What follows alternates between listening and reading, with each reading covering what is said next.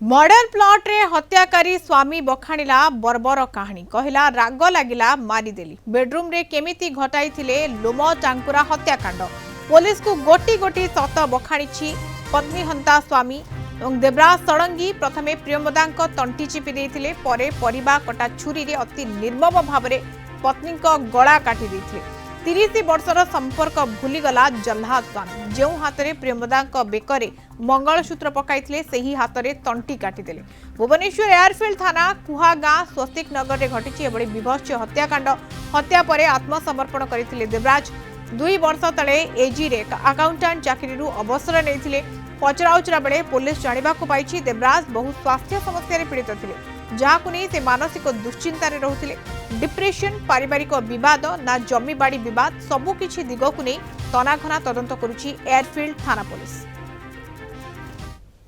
मते फोन कले बापा कि मम्मी रो जियो पैक सरे जाते तो पकई दे मु भी पकई थिली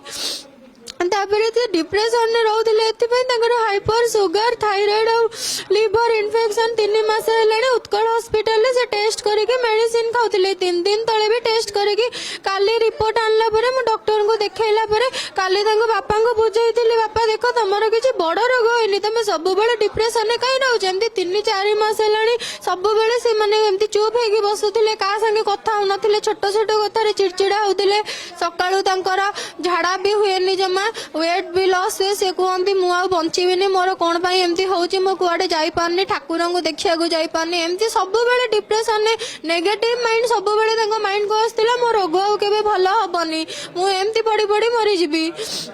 मुझे काली सब बुझे बापा तुम व्यस्त हेनी मेडिसिन खाओ ठीक हो 10 दिन तले घर को आसिक